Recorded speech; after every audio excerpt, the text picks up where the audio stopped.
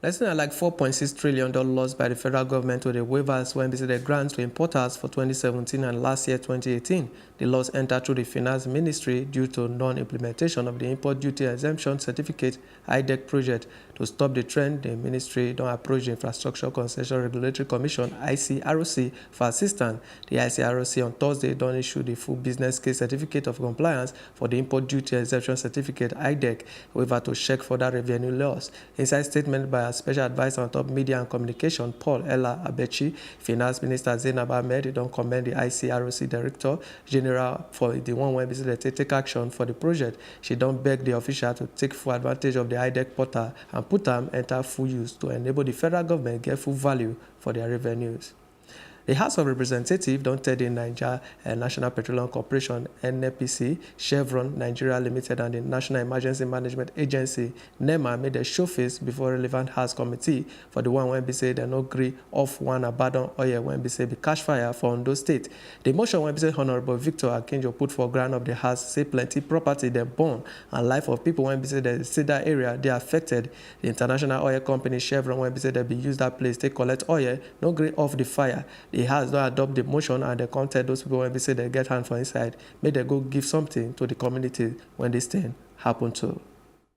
Some oil fields in the larger local government area, particularly at Ugbo extraction, but very specifically at Ojumole communities houses, is on fire. This occurred by virtue of my understanding around April 16th. And as we talk today, the fire is raging with a very serious intensity. And the life of the people therein is in jeopardy. The environment is constantly polluted by this fire, notwithstanding the fact that spillages is also on the rise. And so, when this is happening, it is expected that Chevron, which is in custody of this oil well through the JV NNPC Chevron Limited, ought to have worked assiduously to put out this fire in the interest of the environment and the interest of our people. When I took the opportunity of intervening on this matter with Chevron, what Chevron told me was that this is a dry well without serious economic potential. But how can a dry wells begin to catch fire and burning at a very terrible intensity? And of course, even if it is a dry well, it is a well that they are indirectly or directly drilling from, whether through lateral or horizontal drilling. And so it is the responsibility of Chevron to do what is needful to ensure that apart from taking oil and the environment is constantly degraded, they should be able to do what is needful to keep the people at peace and ensure that issues like fire should naturally be reduced to the bare minimum.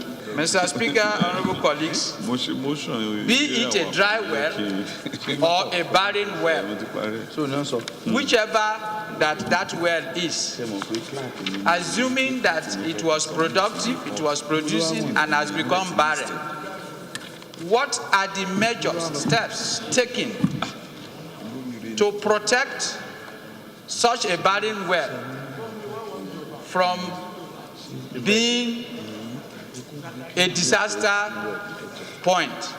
Such a raging fire must have affected the ecosystem of the people as well as their environment where they live, they draw their earnings from.